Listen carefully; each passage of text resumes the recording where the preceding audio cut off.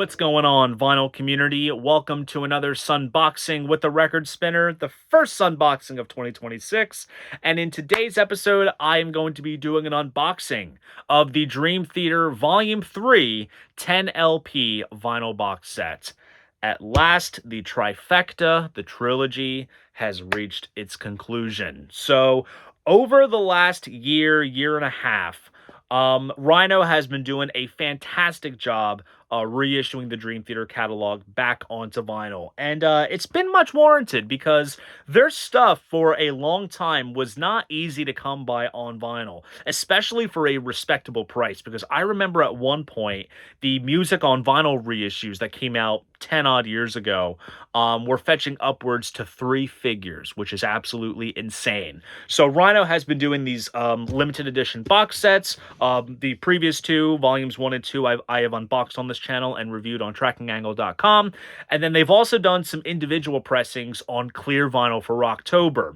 And this final installment focuses on the band's last couple of albums that they had done for Roadrunner Records from the period of 2009 to 2016. And it's an interesting period because this is sort of that transitional part in Dream Theater's history where original member and drummer Mike Portnoy had left the band. They brought in Mike Mangini, and they set about doing an interesting couple of records during the sort of early part of his tenure with the band. So I'm really stoked to dig into this, and I want to thank the fine folks at Rhino for sending me a copy to unbox for you guys, as well as to review on trackingangle.com. So be sure to follow me on social media so you can be in the loop of when that review goes up. This box set is literally still in the cardboard mailer that it came delivered in, so enough of the chit-chat. Let's jump into what this video is all about, and just like so, I will be switching angles. Okay, so even though this is the cardboard mailer that it came delivered in, I suppose you could also say that it's part of the packaging, because if you look on the side here, we have the Dream Theater logo. And it's kind of funny because when I got the FedEx notification that the box set was delivered, I saw the photo that the delivery driver took, and there it was, the logo in plain sight. So I thought that was kind of funny. So needless to say, got the trusty knife here. Let's get this bad boy open. And let's see, let's get this side here as best as we can. Come on. Oh, and oh boy. All right, there we go. We got through it. So here, let's flip it over. And cool. So it says here, Volume 3 inside. It opens up. And here are the goodies. Okay, whoops. Just disregard that. Let's get this out of the way. And here it is. So here, before we dig into the artwork and break down everything, let's get the shrink wrap off. I'm looking for a small hole that I can sort of rub through to get this off. Or here, how about I try the side? That makes sense. Okay. Oops, I keep knocking into the tripod. My apologies, guys. All right, let's have a look here. So here is the front cover, newly designed by Hugh Syme, who has been doing Dream Theater's artwork for many, many years now. And it's kind of like a sort of collage of various references from the album covers that are included in this set. So obviously we have the easel with the masonry picture, as well as the elephant with the books. I believe that is from Black Clouds and Silver Linings. Same with like the sort of grayish clouds here. We have the cycler on the high wire. That's from A Dramatic Turn of Events. We have the floating Dream Theater Majesty symbol. That's from the self-titled album. And then we sort of have the nomad drones from The Astonishing. And that right there, more or less, sums up the albums that are included in this set, which are stated on the back here. So we have 4 albums. We have Black Clouds and Silver Linings, A Dramatic Turn of Events, their self-titled record, as well as The Astonishing. And then here is the spine, which does state Volume 3. And I think out of the 3, this one's definitely the thickest. And I think that's just because The Astonishing is a 4 LP album. So, and here is the other side of the slipcase box, which sports all these spines here. And there, like I said, they were on Roadrunner, so there's all Roadrunner logos right there. So I'm going to stick this off to one side. We'll take out the first LP and dig our way in. So here we have 2009's Black Clouds and Silver Linings. Now this album has a special place in my heart because I was really getting into Dream Theater around that time of like middle school in like 2009, like 2008, 2009. So between Systematic Chaos and this album, this was sort of my Dream Theater Bible. And I remember like this was like the first album I really got into as like a new fan. So I just have a lot of fondness listening to this album on repeat for a long time. And a little fun fact, they went ahead and sort of modified the track list for vinyl just to kind of make it all like fit within 2 LPs. Because I think the original running order is Nightmare to Remember, Rite of Passage, Wither, Shattered Fortress, Best of Times, and Count of Tuscany. So they kind of reshuffled a couple things just for the sake of the vinyl running order. But you open it up, you have a cool atmospheric gatefold jacket there, which looks great. And inside here we have an insert which has some illustrations as well as lyrics. And there's a cool band portrait there of the classic lineup of John Petrucci, Jordan Rudess, James LeBrie, John Mayung, and Mr. Mike Portnoy. So very cool. Polyline sleeves, very nice touch. And let's take a look at the vinyl. So here we have some custom center labels here. I'm trying to remember if these are the same labels that appeared on the original pressing. I'm not quite sure myself, but judging by the dead wax too, it looks like this was done at Optimal, and I cannot decipher who may have done the mastering. It may have been an in-house engineer, or they may have used the stampers of the original, because I didn't check my my 2009 copy to see who had mastered that. So I'm gonna have to do some research. Again, read the tracking angle review to know all the ins and outs. So that's the first LP, and then sure enough, we have the second LP. So here we have the other illustrations, as well as the other lyrics for the second LP, and we have all the credits here.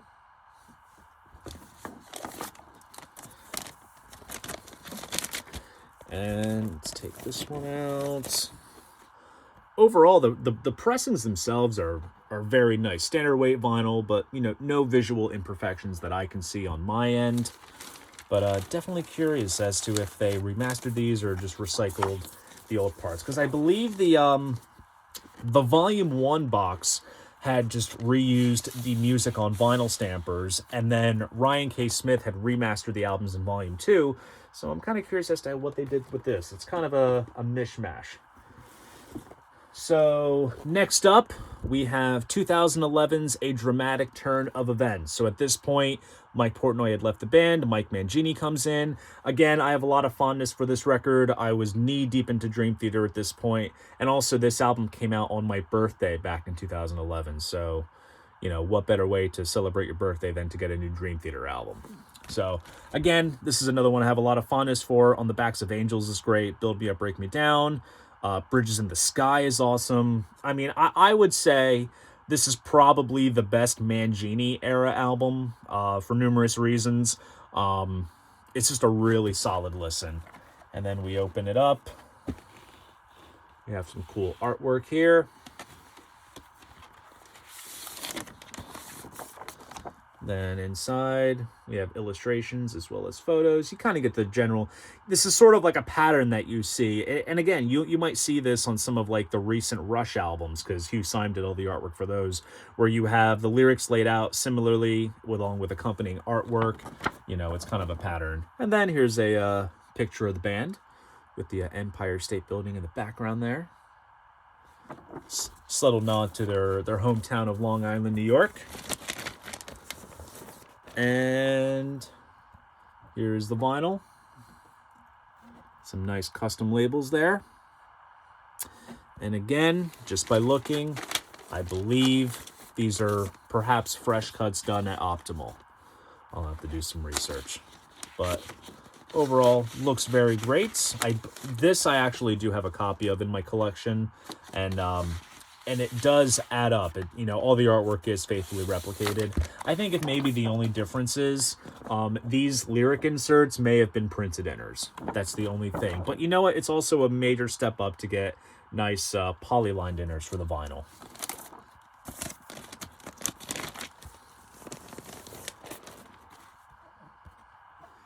And there you have it. Very nice stuff.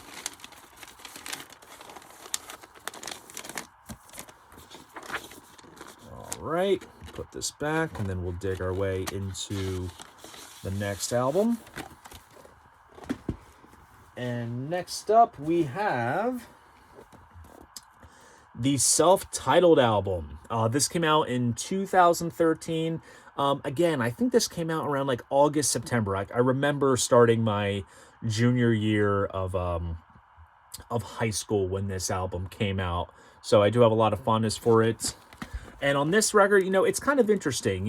Dream Theater is known for these big epic tracks, and yet for an album like, calling it their name, a self-titled record that sums up what they are, they kind of went for a shorter approach. There's most songs clocking at around like 5-6 minutes, except for the last song, Illumination Theory, that takes up the entire fourth side.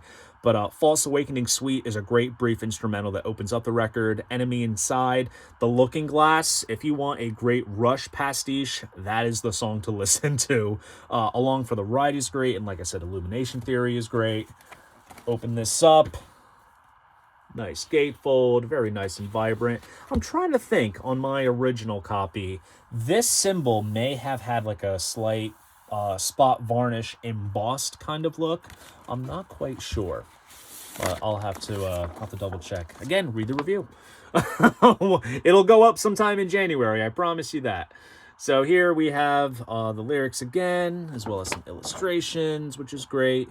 Also, I meant to mention, Enigma Machine is an instrumental, and it is badass. Freaking love that song. And then, let's take this out. Gorgeous looking standard weight vinyl. I mean, like, these pressings pretty much look perfect. They look absolutely stunning.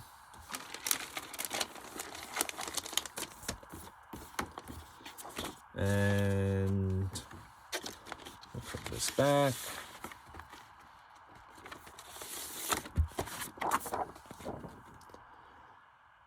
Here's the other insert. More lyrics and illustrations. Cool band shot there.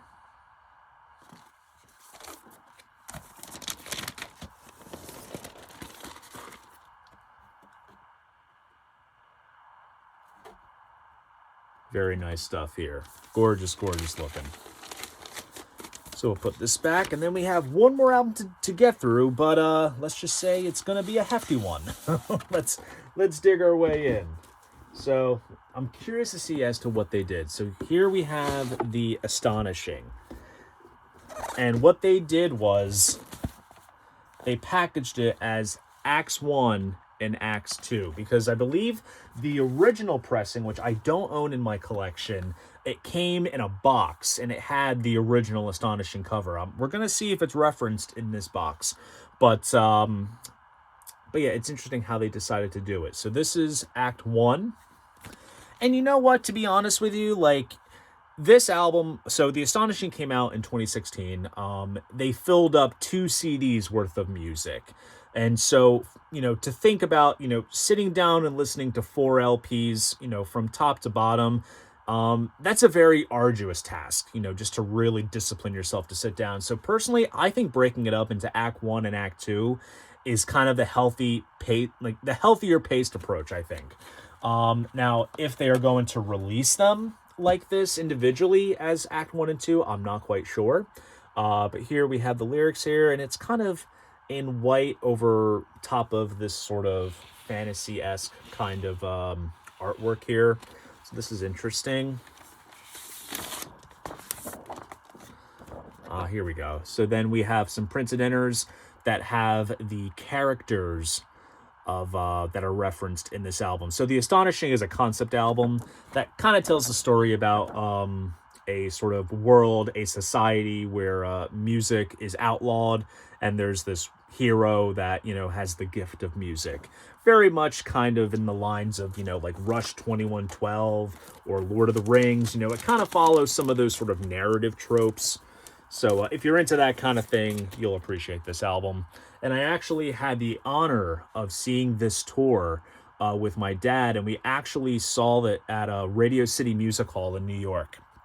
And that was kind of special because New York is Dream Theater's hometown, so it was kind of cool to see a very special show. But funny enough, you know, after we bought tickets for that show, they shortly after, you know, announced a show in Philly, which we probably would have gone to if that was announced from the get-go. But you know what? You know, you make a little trip out to New York, it's extra special. So that was fun. So then here's Faith, another one of the characters. I think, to be honest with you, I have listened to The Astonishing from top to bottom twice. Once when I first got the album, and then when I saw the show.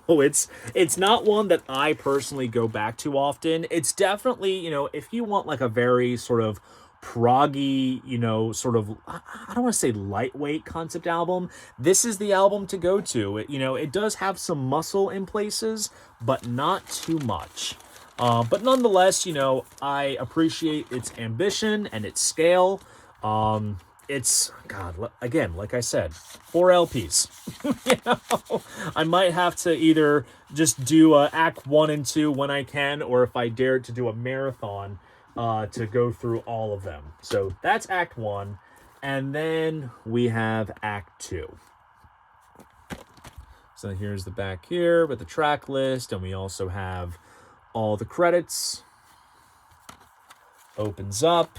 Oh, that's cool. A sort of, you know, industrialized dystopian type of scenery here with the nomad drones.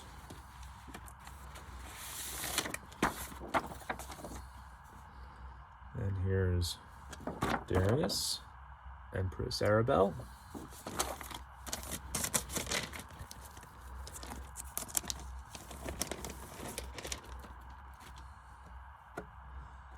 And here's the vinyl there.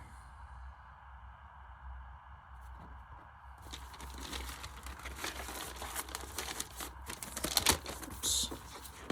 And then we'll put this back, and then let's dig into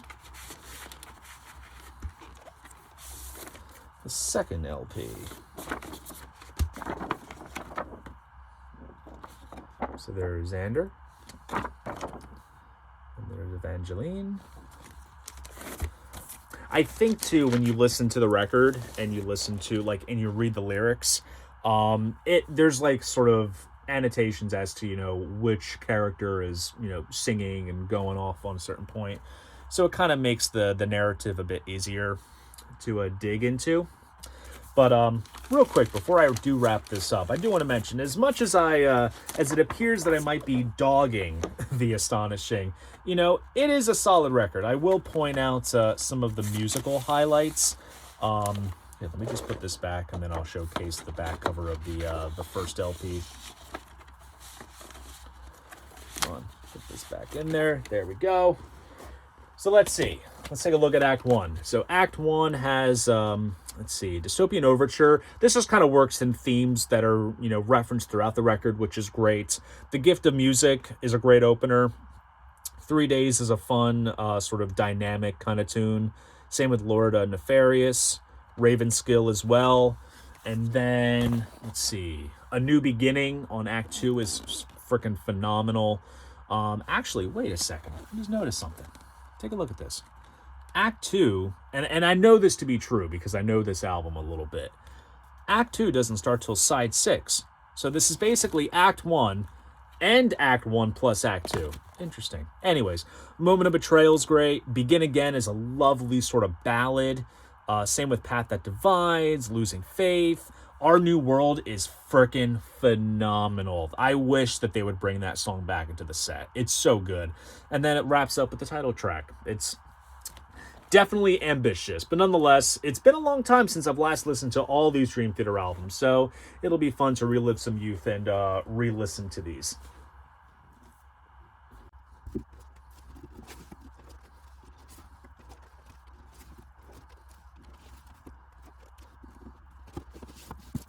And there you go. That is the box set. So there you guys go. That is my unboxing of the Dream Theater Volume 3 10LP vinyl box set. If you enjoyed this video, please go ahead, give it a like, and subscribe to the channel. See you guys in the next video, and most importantly, keep the records spinning.